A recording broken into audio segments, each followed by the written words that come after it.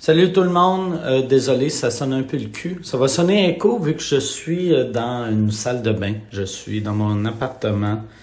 À Montréal, j'ai le pied qui trempe dans l'eau. Et c'est ça. Fait que ça sonne un peu écho. Mais je voulais vous parler parce que avant hier, c'était le sous-écoute au Centre Vidéotron.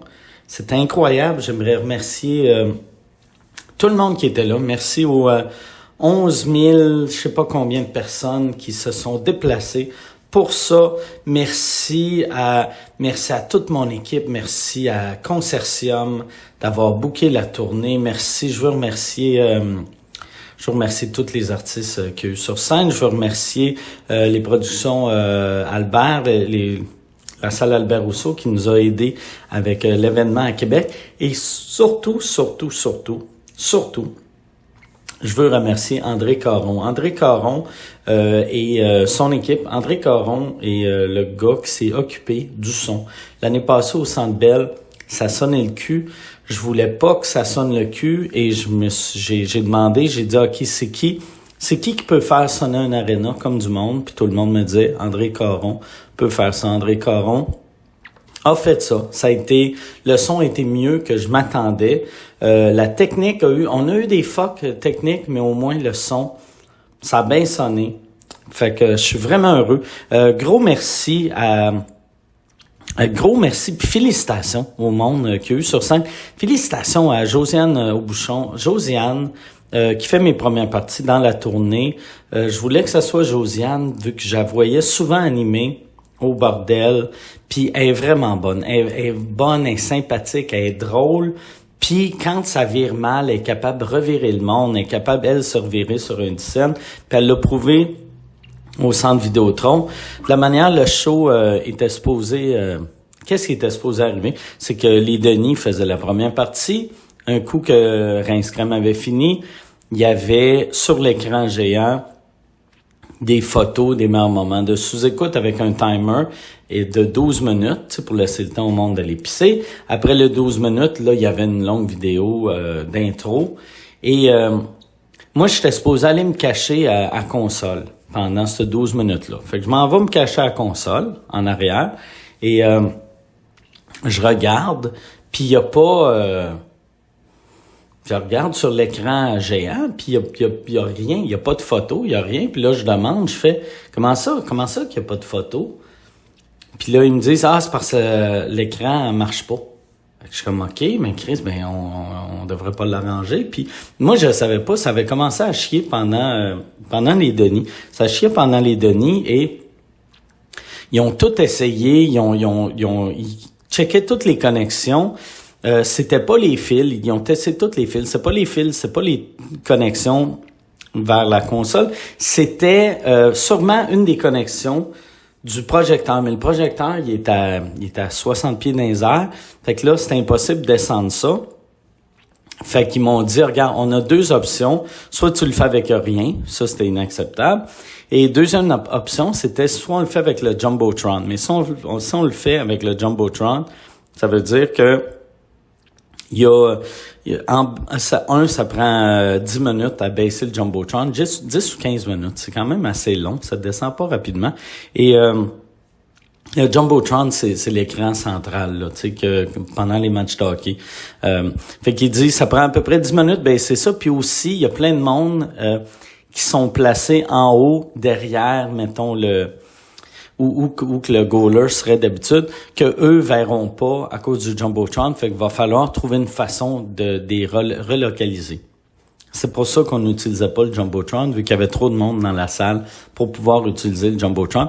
Fait qu'ils ont dit, on va les replacer, ça devrait prendre 20 minutes, une demi-heure, mais après une demi-heure, tu vas pouvoir partir. Fait que là, j'ai fait, OK, ça prendrait, il faudrait avertir au monde que il va y avoir un entracte de 30-40 minutes. Et Josiane est montée sur scène. Moi, je pensais qu'elle allait juste dire « Hey, il y a un pépin technique, on baisse le Jumbotron, sous-écoute part dans une demi-heure. » Mais elle est montée sur scène, puis elle a fait du matériel, puis elle a réchauffé le monde, puis c'était vraiment bon. Elle était vraiment, vraiment bonne. Elle a beaucoup de talent. Merci beaucoup, Josiane.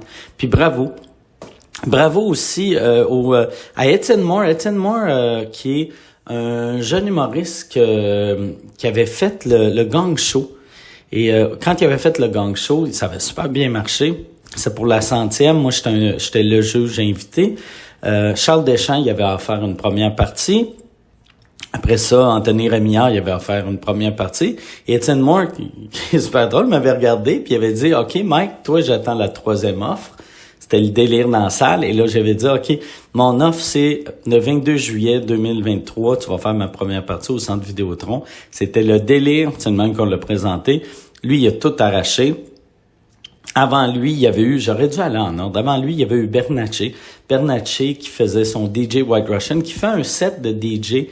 Et c'est Chris qui est drôle. Bernatchez, là, je le dis souvent, mais pour vrai, je pense que c'est un génie humoristique. C'est le genre de gars, tu sais, comme il y a du monde de même, asti, que tu fais, voyons, comment qu'il fait ça? C'est où qu'il trouve ça? Pourquoi qu'il réussit à rendre ça drôle? Tu sais, comme mettons aux États-Unis, tu sais, des gars comme Andy Kaufman, tu sais, vraiment, asti qui est drôle. Asti qui est drôle. Ben, bravo, Julien, je t'aime tellement. Il y a eu Julien qui faisait son DJ. Après, il y a eu Étienne Moore. Après, il y avait Josiane. Les Denis sont embarqués. Ils sont tellement forts. Les crises de Denis. J'ai regardé sur scène puis j'étais comme, comment je vais faire suivre ça? C'est tellement fort. Humoristiquement, ça n'a aucun sens. Comment c'est fort. Et là, je me disais, comment je vais faire pour suivre ça? Je dois vraiment les aimer pour me donner de la misère de même. Mais moi, je voulais vraiment que le show soit le meilleur possible. Et avec les Denis qui font Rince Crème en première partie, je me disais, c'est impossible de topper ça. Tu sais, l'année passée, quand chaque fois que les Denis viennent au podcast, viennent à sous-écoute, c'est incroyable. Puis à chaque fois, c'est moi qui ralentis un peu, parce que les gars, ils ont tellement une énergie. Fait que je me suis dit, si on remplit, au lieu de faire un sous-écoute avec eux autres, si eux autres faisaient un rince crème, ça va être le délire, c'est ça qui est arrivé. Après, nous autres, moi, j'ai eu Jean-Thomas qui co-animait avec moi. Asti qui a été fort. Parce qu'il avait annoncé qu'il allait pas boire. Et là, le monde se sont mis à le huer. Le monde le huait. C'était très, très drôle. Honnêtement, ça me faisait beaucoup rire. Ils l'ont hué. Et là, Jean-Tom a fait, OK, je vais boire. Et il a bu un peu. Il a bu même pas mal, mais il s'est pas scrappé. Il y avait Christine Morancy. Christine qui était en vacances pour l'été, vu qu'elle travaille comme une folle. Elle a pris, c'est la seule fois qu'elle sortait son cul de la piscine cet été, c'était pour venir à sous-écoute au Centre Vidéotron. C'était incroyable. Thomas Levac, asti qu'il est fort. C'était vraiment les meilleurs. J'avais les meilleurs. Il y a Jer qui est monté sur scène. Il y a... Asti, désolé, mon téléphone sonne. Je pensais que j'avais mis ça sur mode avion. Je vais le laisser sonner. Je vais le laisser sonner. Ah, Christ, que je suis mauvais. J'étais sûr que je l'avais mis sur mode avion. Bon, je viens de le mettre sur mode avion. All right. OK. Là, je sais pas ça. Oui, ça l'enregistre encore. Ouais, c'est ça. Jer, désolé pour ça. Asti, je l'avais mis sur mode avion avant de commencer. Il a fallu que j'appelle quelqu'un, puis j'ai oublié de le remettre sur mode avion. C'est ça le défaut. Tu sais, j'ai vu, comme j'ai dit, je suis pas en train d'enregistrer sur dans mon studio. Je trempe mon pied dans l'eau parce que je me suis blessé et j'ai décidé d'enregistrer ça avec mon iPhone, mais on va aller à ma blessure dans quelques secondes. Ouais, c'est ça. Thomas, Christine, Jean-Tom, c'était incroyable. Il y avait Jer qui est monté sur scène, il y a Preach qui est arrivé, qui m'a donné une plaque, il y avait Claude Crest, il y avait un jeune humoriste dans la salle qui posait une question. Je me rappelle pas de son nom. Je suis vraiment désolé pour lui, mais il posait une question et là, je le voyais comment qu'il était pas nerveux. Il posait sa question. Puis là, tu sais, il y avait Claude Crest. Il commence à poser sa question. Claude Crest arrive. Claude Crest, c'est le délire. Et là, je me sentais mal pour le kid. Tu sais, j'étais comme tabarnak. Il aurait dû... Je leur avais dit, attendez... Tu sais, je savais que Claude Crest s'en venait, mais j'avais dit, attendez entre deux questions avant d'envoyer Claude Crest. Mais, tu sais, un show comme le Centre Vidéotron, c'est compliqué. Et... Ils ont envoyé Claude Crest trop de bonheur. Et là, je vois ce kid-là, moi, je me disais, tabarnak, moi, je serais nerveux en esti, poser une question. T'as Claude Crest. Mais lui, je voyais qu'il était relax au bout. J'ai dit que, tu sais, t'es tellement relax, tu devrais faire de la scène. Là, il m'a annoncé qu'il faisait de la scène, qu'il est un jeune humoriste. Je l'ai fait monter sur scène pour faire comme 2 minutes de joke. Il a été incroyable. C'était vraiment bon. Ça va y faire un esti de... Ça va faire un bon démo. C'est ça que j'ai dit aussi à Étienne Moore. C'est un esti de démo, là, tu sais. Mettons que t'essaies de te vendre dans une soirée d'humour, puis ils font, envoie-moi une cassette. T'envoies une cassette de toi devant 11 000 personnes. C'est un peu impressionnant. Et oui, j'appelle ça encore des cassettes. Moi, YouTube, à chaque semaine, esti, sous écoute, on sort une cassette chaque lundi. Je suis vieux. Je vais vous expliquer, la raison pourquoi j'ai pas publié rien hier. Je voulais écrire quelque chose de beau hier, remercier tout le monde pour expliquer à quel point ça me touchait que tout le monde soit venu au Centre Vidéotron. Mais j'étais trop fatigué. J'ai eu j'anime le Nasty Show cette année à Just for Laughs et la veille du show au Centre Vidéotron, j'avais 2 shows et l'avant-veille, j'avais un show et après mon show, j'ai tombé en bas des marches. Je me suis foulé une cheville. Puis foulé solide, là. Tu sais, vendredi matin, quand je me suis réveillé, le show au Centre Vidéotron, c'était samedi. Vendredi matin, quand je me suis réveillé, j'étais incapable de mettre du poids sur mon pied. J'étais incapable de... Tu sais, je marchais avec des béquilles et c'était pénible. Fait que là, je marche avec des béquilles. Je texte Michel, puis je suis comme tabarnak, je sais pas comment je vais faire. Animer le Nasty Show, je sais pas comment je vais faire. Tu sais, sous écoute, je me disais, un coup que je suis assis, on s'en calisse que ma jambe est fucked up, mais c'est mon entrée. On avait prévu une entrée que je traversais le Centre Vidéotron au complet. J'étais comme, je peux pas traverser si je boite. Va falloir régler ça. Je me disais, les athlètes, tu sais, souvent les athlètes, ils se décalissent la jambe, ils réussissent à faire des shows pareils, à faire des games pareils. Je vais me trouver un physio sportif pour m'aider. Et j'ai mis ça dans les mains à Michel. Il m'a trouvé un gars qui s'appelle Charles Piette, qui est incroyable. C'est un gars de Saint-Hyacinthe qui travaillait anciennement pour le Cirque du Soleil. C'est lui qui réparait les artistes, les athlètes du Cirque du Soleil. Et il y a beaucoup de blessures au Cirque du Soleil. Fait que je suis allé le voir. Moi, je pensais qu'il allait me mettre du tape sur la patte, puis ça allait être pas mal ça. Tu sais, parce qu'il y avait certaines personnes qui me disaient, tu devrais te faire injecter à cortisone, ça va régler le problème. Mais vu que je bois, j'avais peur de mélanger cortisone et alcool. Je suis allé voir lui, je suis allé à Saint-Hyacinthe. Il m'a... La manière le pied est fait, tu sais, t'as tes deux petites bosses là, où la cheville, les os. Un de mes os, il avait ravancé quand j'ai tombé, il me l'a reculé. Il me l'a replacé comme du monde. Il m'a replacé d'autres affaires dans le pied. Il m'a... un coup qu'il avait fait ça, asti, j'étais capable de marcher. Non seulement... Tu sais, je m'étais acheté une canne. Je m'étais dit, quand il va être fini, même s'il m'a aidé un peu, je vais être capable de marcher, mais ça va faire mal. Mais ça faisait pas vraiment mal. J'avais... Tu sais, ouais, c'est ça, ça faisait pas vraiment mal. J'étais capable de marcher. Je boitais un peu, mais pas tant. Il m'a mis une strap sur le pied parce que au Club Sodo que j'anime le Nasty Show, faut que je monte puis je descends les marches. Il m'a dit ça va t'aider.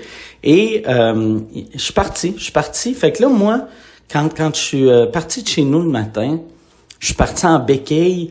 Quand je suis allé acheter ma canne à la pharmacie, ça m'a pris 25 minutes de me rendre asti de mon char jusqu'à... C'était pas moi qui chauffais, là. J'étais même pas capable d'utiliser mon pied pour chauffer. C'était horrible, mais en partant de chez eux, j'étais top shape. J'ai fait mes shows au Club Soda. Personne s'en est rendu compte.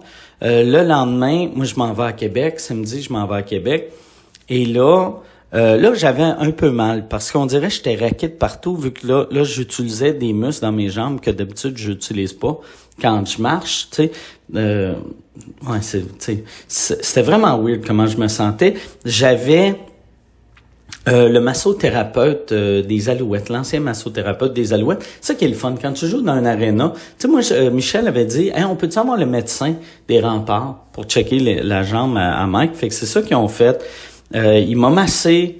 Je me sentais vraiment bien après. Et là, ça m'a enlevé un gros stress parce que c'est plate en esti quand tu joues devant une salle grosse comme le Centre Vidéotron et que t'as juste peur pour ta jambe. Au moins, j'avais plus peur pour ma jambe. Des shows, même moi en plus, quand je me blesse, ça fuck mon diabète. Fait que là, j'avais un peu peur de mon diabète. J'avais vraiment de la misère j'étais tout le temps super haut, super bas toute la journée. C'est un peu une journée de merde pour moi. Mais je réussissais à me contrôler parce que je voulais que ça soit un show le fun. Mon frère était là. Dave, il est descendu de Calgary, il a amené sa femme, ses enfants. J'étais tellement content qu'il soit là, qu'il vive ce moment-là avec moi. J'ai demandé au public de l'applaudir. Lui, il était dans la 3e rangée, il s'est levé. Une ovation d'11 000 personnes. Sa femme a pris une photo de ça. Il a de l'air tellement heureux. Tout le monde avait de l'air heureux. Je veux remercier tout le monde. Moi, je me trouve vraiment chanceux de faire ce que je fais et d'avoir le succès que j'ai. Ça fait 30 ans que je fais ce métier-là. Ça fait 11 ans que je fais le podcast. Le podcast me fait vivre des émotions que je pensais jamais vivre, me fait remplir des salles que je pensais jamais remplir. C'est incroyable. Vous êtes incroyable. Je veux remercier Daniel Fortin qui fait la mise en scène de tous mes projets, qui est le directeur artistique, devrais-je dire, de tous mes projets.